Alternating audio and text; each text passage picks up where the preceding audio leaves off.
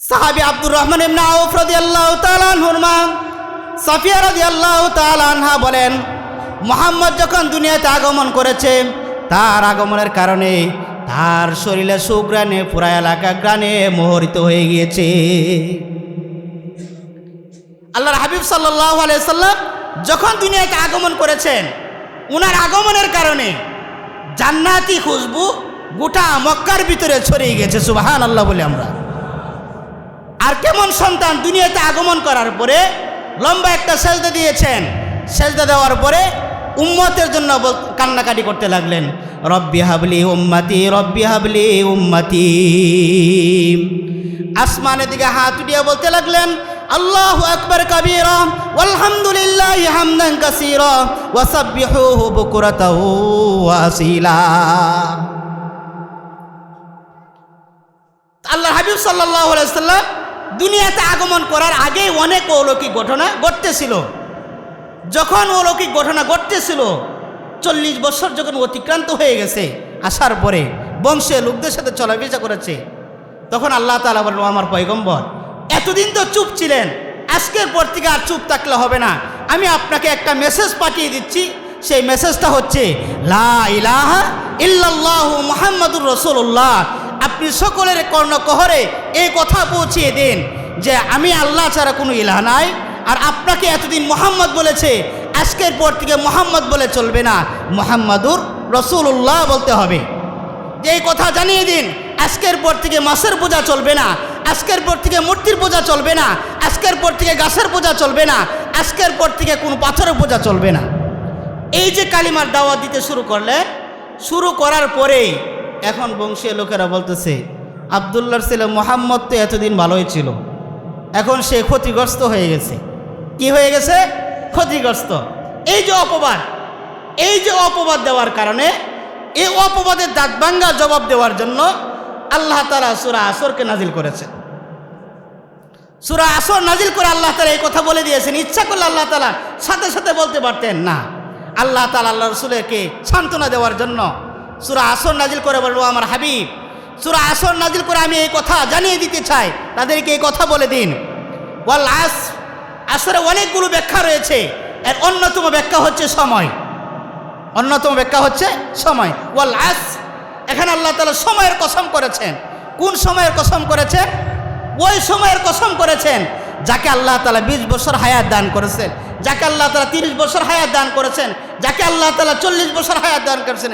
ওই 40 বছর হায়াতের কসম করে আল্লাহ বলে, এই যে পৃথিবীটা, এটা একটা ব্যবসার জায়গা। কিসের জায়গা বাজার? ব্যবসার জায়গা। এখন একটা প্রশ্নের উত্তর দেন, ব্যবসা করার জন্য সর্বপ্রথম কি লাগে বাজার? কি লাগে বাজার? পুঁজি লাগে।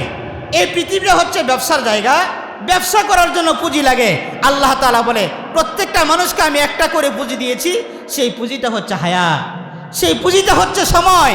ওই যে ওই সময়, ওই হায়াতের সময় বাজান, আপনাকে যদি 20 বছর হায়াত দান করে, আল্লাহ 20 বছর হায়াতের কসম করে বলেন, যাকে 40 বছর হায়াত দান করেছেন, 40 বছর হায়াতের কসম করে বলেন, ওয়াল আসর, সময়ের কসম, সময়ের কসম, ইন্নাল ইনসানা লাফি খুসর, নিশ্চয় মানুষ ক্ষতিগ্রস্ত। যারা 4টা কর্মসূচি অবলম্বন করবে তারাই সফল কাম, যারা অবলম্বন করবে না তারাই ক্ষতিগ্রস্ত। আলহামদুলিল্লাহ, আলহামদুলিল্লাহিল আকরাম আল্লাযী খালাকাল ইনসানা ওয়া কাররাম ওয়া আল্লামাহু মিনাল বায়ানি মা লাম ইয়ালাম। فسبحان الذي لا يحصى امتنانه باللسان ولا بالقلم، ونشهد أن لا إله إلا الله وحده لا شريك له، ونشهد أن سيدنا وسندنا وحبيبنا ومولانا محمدا عبده ورسوله الذي أوتي جوامع الكلم وكرائم الحكم ومكارم الشيم، صلى الله تعالى عليه وعلى آله وأصحابه نجوم الطريق الأمم. أما بعد فأعوذ بالله من الشيطان الرجيم. بسم الله الرحمن الرحيم. والعصر إن الإنسان لفي خسر إلا الذين آمنوا وعملوا الصالحات وتواصوا بالحق وتواصوا بالصبر. وقال رسول الله صلى الله عليه وسلم: اللهم بارك لنا في رجب وشعبان وبلغنا رمضان. وقال تعالى في شان حبيبه ومحبوبه ومعشوقه مخبرا وآمرا: إن الله وملائكته يصلون على النبي يا أيها الذين آمنوا صلوا عليه وسلموا تسليما. اللهم صل على محمد وعلى آل محمد كما صليت على إبراهيم وعلى آل إبراهيم إنك حميد مجيد. اللهم بارك على محمد وعلى آل محمد كما باركت على إبراهيم وعلى آل إبراهيم إنك حميد مجيد. بلغ العلا بكماله كشف الدجى بجماله حسنت جميع خصاله صلوا عليه وآله. يا हम सब मुसाफिर हैं कब्र आखिर ठिकाना, कोई आगे रवाना है कोई पीछे रवाना. बलगल उला बिकमालिही कशफत दुजा बिजमालिही हसनत जमीउ खिसालिही सल्लु अलैहि व आलिहि. রব্বুল আলামিনের দরবারে সকলে শুকরিয়া জ্ঞাপন করি যে মহান রব্বুল আলামিন আমাদেরকে এই জান্নাতি বাগানে বসার তৌফিক দান করেছেন। এই বাগান সম্পর্কে আল্লাহর হাবিব সাল্লাল্লাহু আলাইহি ওয়াসাল্লাম বুখারী শরীফের দ্বিতীয় খণ্ডে হাদিস আনছেন। আল্লাহ তাআলার একদল ফেরেশতা এমন রয়েছেন যারা গোটা পৃথিবীতে বিচরণ করে বেড়ায়। যখন কোনো মজলিসে সুবহানাল্লাহ, আলহামদুলিল্লাহ, লা ইলাহা ইল্লাল্লাহ এই ধরনের জিকির আজকার হয় তো ফেরেশতারা একে অপরকে ডেকে বলে, হালুম্মু ইলা হাজাতিকুম, হালুম্মু ইলা হাজাতিকুম। ও ফেরেশতাদের দল, তোমরা যে উদ্দেশ্যে জমিনে বিচরণ করছো সেই উদ্দেশ্য আজকের এই মজলিসে দেখা গিয়েছে। তো ফেরেশতারা এসে এই মজলিসকে বেষ্টন করে নেয়। সফওয়ান ইবনে আসাল রাদিয়াল্লাহু তাআলা আনহুর হাদিসের মধ্যে আসছে, ফেরেশতাদের একটি দল আল্লাহ তাআলার আরশ আজিমে চলে যায়। আল্লাহ তাআলা ফেরেশতাদেরকে জিজ্ঞাসা করেন, ও আমার ফেরেশতারা, তোমরা কোথায় থেকে এসেছো?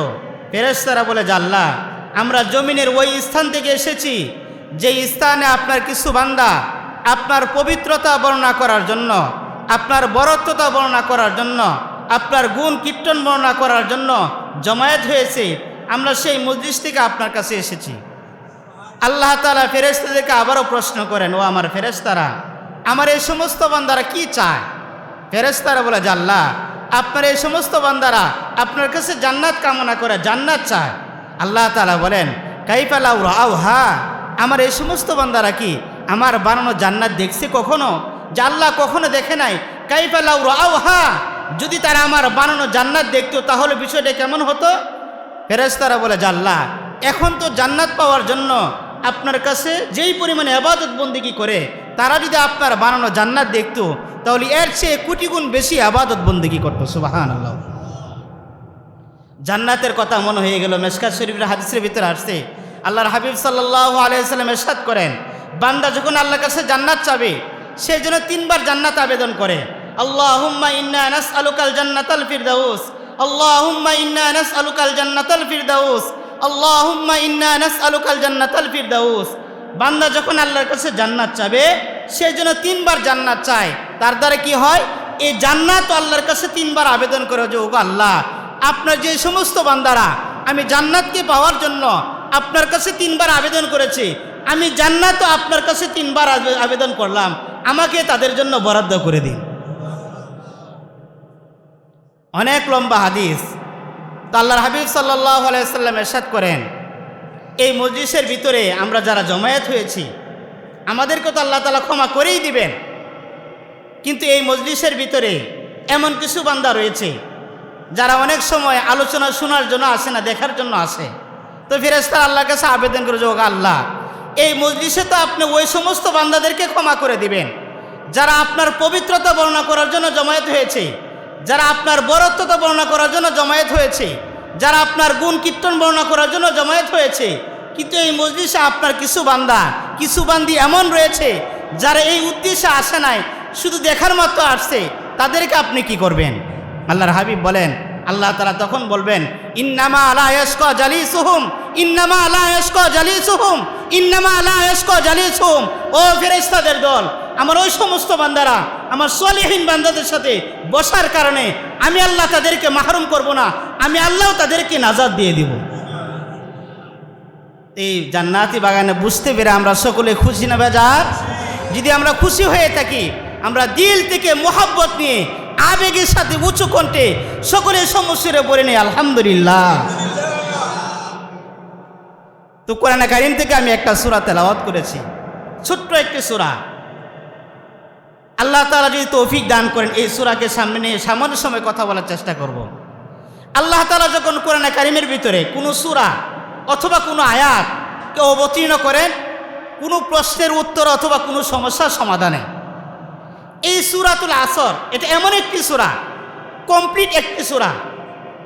রইসুল মুফাসসিরিন আব্দুল্লাহ ইবনে আব্বাস রাদিয়াল্লাহু তাআলা আনহু বলেন, গোটা কোরআনের ভিতরে যদি আর কোনো সূরা অবতীর্ণ না হইতো, মানব জীবনের সফলতার জন্য এই সূরা আসরটাই যথেষ্ট ছিল।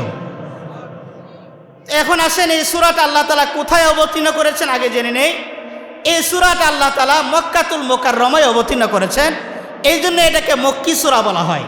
কোনো সূরা মদিনায় অবতীর্ণ হলে এটাকে মদনী সূরা বলা হয়।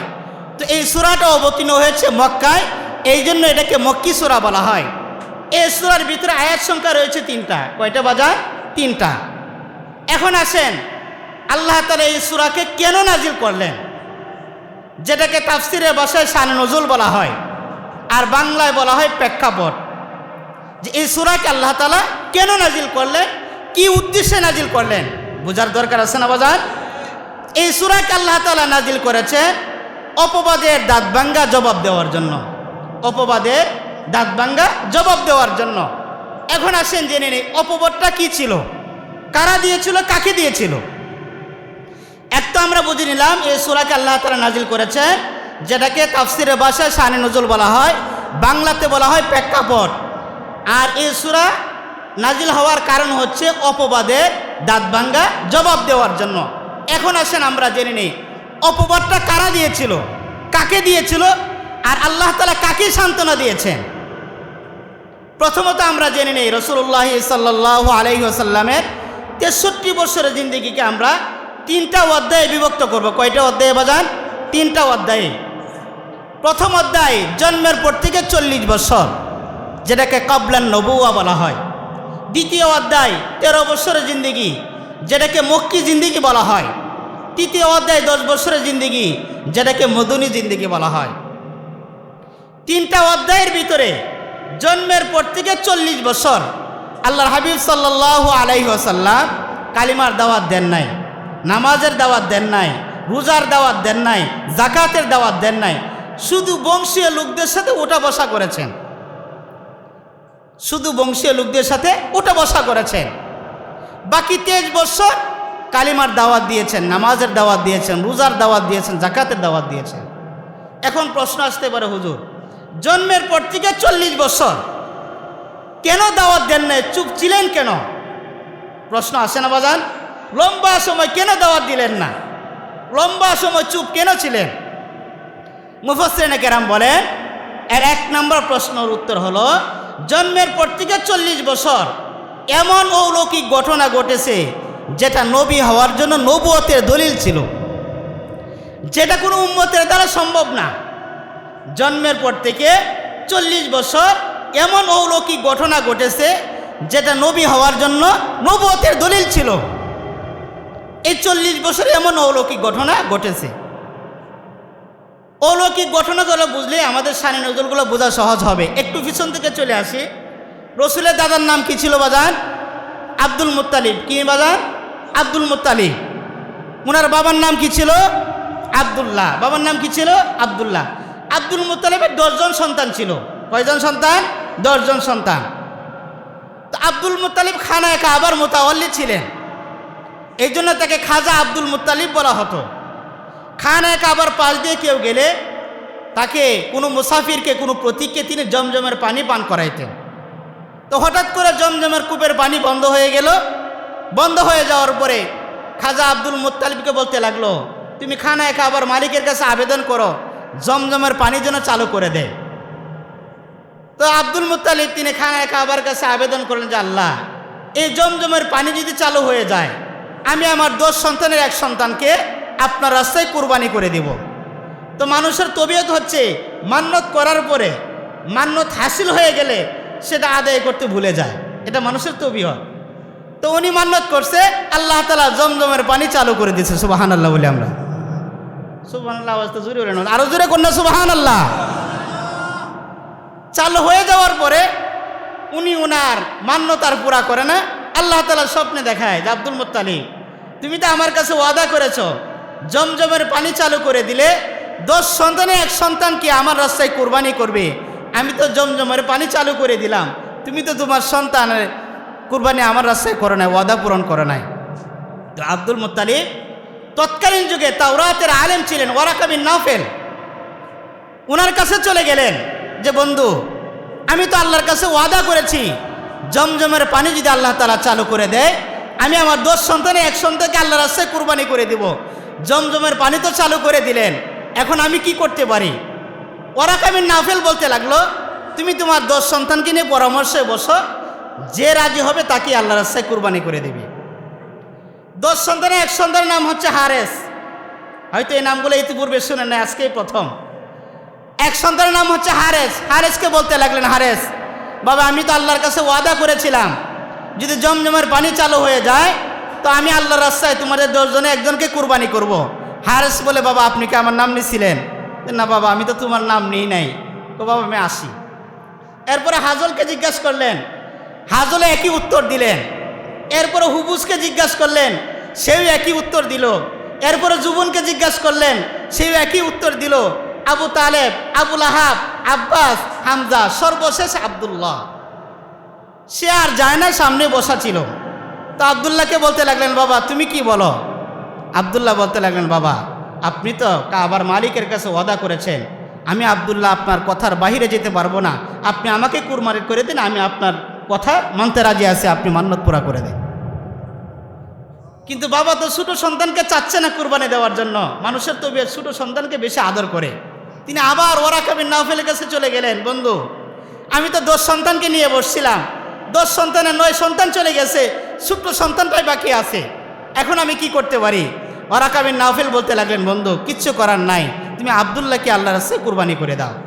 তো খাজা আব্দুল মুত্তালিব দিন ধার্য করলেন। ধার্য করার পরে যখন খানায়ে কাবার সামনে নিয়ে গেলেন আব্দুল্লাহকে জবাই দিবি, জবাইয়ের আগ মুহূর্তে 80 জন মহিলা তরবারি নিয়ে দাঁড়াইছে।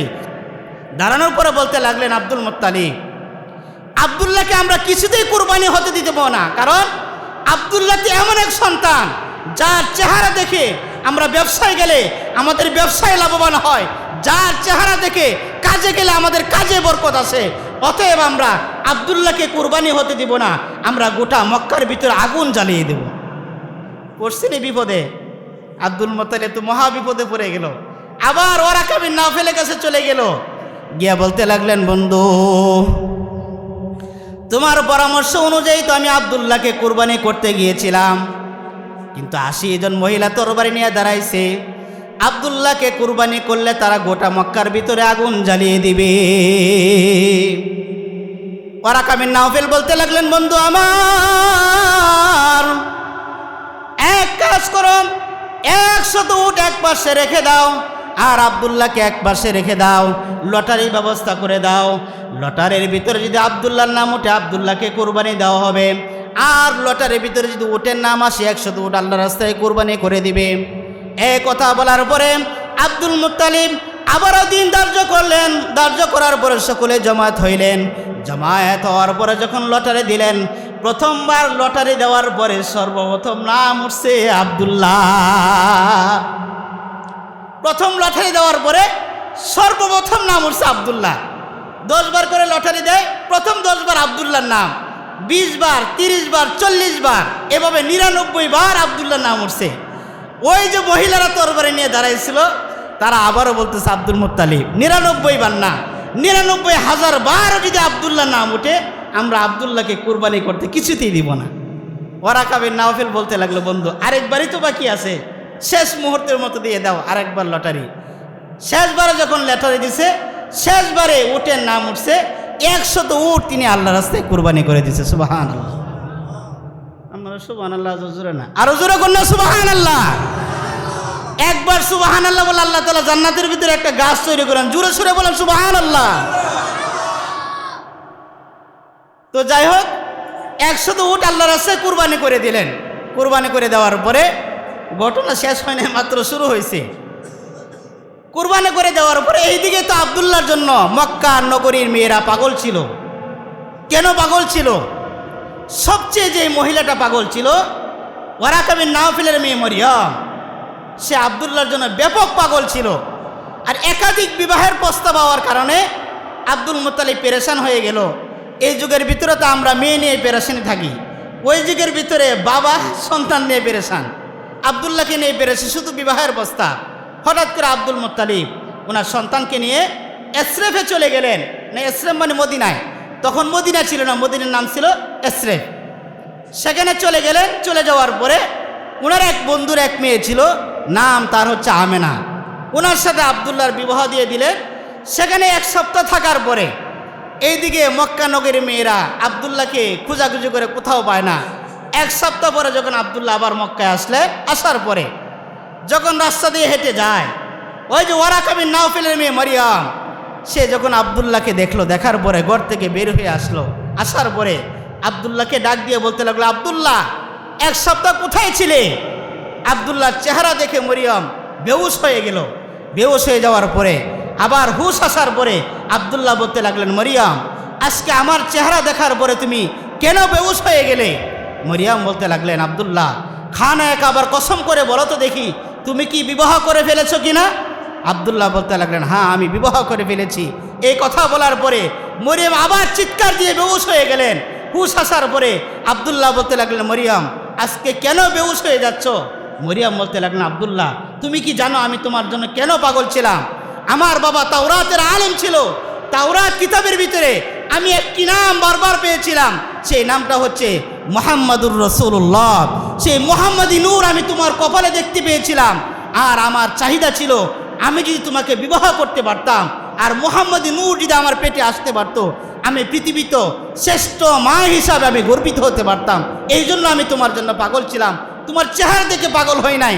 তবে খানা একবার কসম করে বলি, আজকের পর থেকে তোমার প্রতি আমার কোনো চাহিদা নাই, বাকি জিন্দিগিতে আমি আর কখনো স্বামী গ্রহণ করব না। তো আব্দুল্লাহ বিবাহ শাদী করার পরে 6 মাস অতিক্রান্ত হওয়ার পরে, আল্লাহ নবী 6 মাস পেটে আসার পরে শামে গেলেন সফরের উদ্দেশ্যে, ব্যবসার উদ্দেশ্যে। প্রতিমধ্যে আল্লাহর কি লীলা খেলা, 6 মাস যাওয়ার পরে তিনি সেখানে ইন্তেকাল করলেন। ইন্তেকাল করার পরে এই সংবাদ যখন মা আমেনার কাছে বসলেন, বসার পরে তিনি মন ভেঙে গেলেন, ভেঙে দিলেন যে সবেমাত্র আমার বিবাহ হয়েছে, আর আমার স্বামী দুনিয়া থেকে বিদায় নিয়ে চলে গেছে, আমার সন্তানের লালন পালনের দায়িত্ব কে গ্রহণ করবে? আচ্ছা, আপনারা একটু কষ্ট করে লা ইলাহা ইল্লাল্লাহ, লা ইলাহা ইল্লাল্লাহ। আমরা এই পাশে বসে তারা আসতে শুভ দেব জিকিরে লা ইলাহা ইল্লাল্লাহ, লা ইলাহা ইল্লাল্লাহ, লা ইলাহা ইল্লাল্লাহ, লা ইলাহা ইল্লাল্লাহু মুহাম্মাদুর রাসূলুল্লাহ। এই পাশে বাইরে বসছেন না, কষ্ট করে বসেন, এদিক দিয়ে পারে না। আপনারা এই পাশে আসলে যেন এই জায়গাটা পূরণ হয়ে গেলে এদিকে যেন বসতে পারে। তো যখন স্বামী যখন বিদায় নিয়ে চলে গেলেন, এই সংবাদ যখন পৌঁছার পরে আমেনা বেকার হয়ে গেলেন।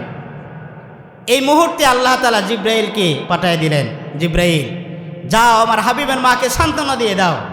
তিনি আসার পরে বলতে লাগলেন আসসালামু আলাইকা ইয়া আমেনা।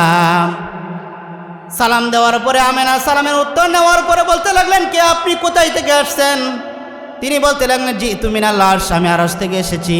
মাসমুক, কি নাম আপনার? আনা জিব্রাইল, আমার নাম হচ্ছে জিব্রাইল। আপনি কেন কান্না করতেছেন? লিমা আতাবকি, কেন কান্না করেন? আপনি কি জানেন আপনার গর্ভে কে আছে? আমেনা বলতে লাগলেন আমি জানি না। জিব্রাইল আলাইহিস সালাম বলতে লাগলেন আপনার গর্ভে সাধারণ কোনো সন্তান নয়, দুজাহানের বাদশা রাহমাতুল লিল আলামিন। আপনার গর্ভে যে সন্তান আসছে এই সন্তান সাধারণ কোনো সন্তান নয়, দুজাহানের বাদশা রাহমাতুল লিল আলামিন আপনার পেটে। আপনি হয়তো চিন্তিত আপনার সন্তানের লালন পালনের দায়িত্ব কে নেবে, আপনার সন্তানের নাম কে রাখবে। আপনি হয়তো চিন্তিত আপনার সন্তানের নাম দুনিয়ার কোনো মানুষ রাখবে না, আমার আল্লাহ রেখে দিয়েছেন। আপনার সন্তানের নাম হবে মুহাম্মদ ইবনে আব্দুল্লাহ। সাহাবী আব্দুর রহমান ইবনে আউফ রাদিয়াল্লাহু তাআলা আনহুর মা সাফিয়া রাদিয়াল্লাহু তাআলা আনহা বলেন মুহাম্মদ যখন দুনিয়াতে আগমন করেছে, তার আগমনের কারণে তার শরীরে সুগ্রাণে পুরা এলাকা গ্রাণে মোহরিত হয়ে গিয়েছে। আল্লাহর হাবিব সাল্লাল্লাহু আলাইহি সাল্লাম যখন দুনিয়াতে আগমন করেছেন, ওনার আগমনের কারণে জান্নাতি খুশবু গোটা মক্কার ভিতরে ছড়িয়ে গেছে। সুবহানাল্লাহ বলে আমরা। আর কেমন সন্তান দুনিয়াতে আগমন করার পরে লম্বা একটা সেজদা দিয়েছেন, সেজদা দেওয়ার পরে উম্মতের জন্য কান্নাকাটি করতে লাগলেন, রব্বি হাবলি উম্মতি, রব্বি হাবলি উম্মতি। আসমানের দিকে হাত উঠিয়ে বলতে লাগলেন আল্লাহু আকবার কাবীরা ওয়ালহামদুলিল্লাহি হামদান কাসীরা ওয়া সাব্বিহুহু বুকরাতাও ওয়া আসীলা। আল্লাহর হাবিব সাল্লাল্লাহু আলাইহি সাল্লাম দুনিয়াতে আগমন করার আগে অনেক অলৌকিক ঘটনা ঘটতেছিল। যখন অলৌকিক ঘটনা ঘটতেছিল 40 বছর যখন অতিক্রান্ত হয়ে গেছে, আসার পরে বংশের লোকদের সাথে চলাফেরা করেছে, তখন আল্লাহ তাআলা বলল আমার পয়গম্বর এতদিন তো চুপ ছিলেন, আজকের পর থেকে আর চুপ থাকলে হবে না। আমি আপনাকে একটা মেসেজ পাঠিয়ে দিচ্ছি, সেই মেসেজটা হচ্ছে লা ইলাহা ইল্লাল্লাহু মুহাম্মাদুর রাসূলুল্লাহ। আপনি সকলের কর্ণকহরে এই কথা পৌঁছিয়ে দিন যে আমি আল্লাহ ছাড়া কোনো ইলাহ নাই, আর আপনাকে এতদিন মুহাম্মদ বলেছে, আজকের পর থেকে মুহাম্মদ বলে চলবে না, মুহাম্মাদুর রাসূলুল্লাহ বলতে হবে। যে এই কথা জানিয়ে দিন, আজকের পর থেকে মাছের পূজা চলবে না, আজকের পর থেকে মূর্তির পূজা চলবে না, আজকের পর থেকে গাছের পূজা চলবে না, আজকের পর থেকে কোনো পাথরের পূজা চলবে না। এই যে কালিমার দাওয়াত দিতে শুরু করলেন, শুরু করার পরেই এখন বংশীয় লোকেরা বলতেছে আব্দুল্লাহর ছেলে মুহাম্মদ তো এতদিন ভালোই ছিল, এখন সে ক্ষতিগ্রস্ত হয়ে গেছে। কি হয়ে গেছে? ক্ষতিগ্রস্ত। এই যে অপবাদ দেওয়ার কারণে, এই অপবাদের দাঁত ভাঙ্গা জবাব দেওয়ার জন্য আল্লাহ তাআলা সূরা আসরকে নাজিল করেছেন। সূরা আসর নাজিল করে আল্লাহ তাআলা এই কথা বলে দিয়েছেন। ইচ্ছা করলে আল্লাহ তাআলা সাথে সাথে বলতে পারতেন না, আল্লাহ তাআলা আল্লাহ রাসূলকে সান্ত্বনা দেওয়ার জন্য সূরা আসর নাজিল করে বলল আমার হাবিব সূরা আসর নাজিল করে আমি এই কথা জানিয়ে দিতে চাই, তাদেরকে এই কথা বলে দিন।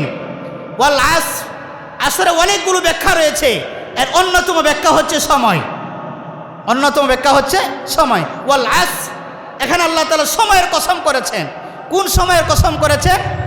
ওই সময়ের কসম করেছেন যাকে আল্লাহ তাআলা 20 বছর হায়াত দান করেছেন, যাকে আল্লাহ তাআলা 30 বছর হায়াত দান করেছেন, যাকে আল্লাহ তাআলা 40 বছর হায়াত দান করেছেন, ওই 40 বছর হায়াতের কসম করে আল্লাহ বলে এই যে পৃথিবীটা এটা একটা ব্যবসার জায়গা। কিসের জায়গা বাজার? ব্যবসার জায়গা। এখন একটা প্রশ্নের উত্তর দেন, ব্যবসা করার জন্য সর্বপ্রথম কি লাগে বাজান? কি লাগে বাজান? পুঁজি লাগে। এই পৃথিবীটা হচ্ছে ব্যবসার জায়গা, ব্যবসা করার জন্য পুঁজি লাগে। আল্লাহ তাআলা বলে প্রত্যেকটা মানুষকে আমি একটা করে পুঁজি দিয়েছি, সেই পুঁজিটা হচ্ছে হায়াত, সেই পুঁজিটা হচ্ছে সময়। ওই যে ওই সময়, ওই হায়াতের সময় বাজান আপনাকে যদি 20 বছর হায়াত দান করে, আল্লাহ 20 বছর হায়াতের কসম করে বলেন, যাকে 40 বছর হায়াত দান করেছেন 40 বছর হায়াতের কসম করে বলেন ওয়াল আস, সময়ের কসম, সময়ের কসম, ইন্নাল ইনসানা লাফি খুস, নিশ্চয় মানুষ ক্ষতিগ্রস্ত। যারা 4টা কর্মসূচি অবলম্বন করবে তারাই সফল কাম, যারা অবলম্বন করবে না তারাই ক্ষতিগ্রস্ত।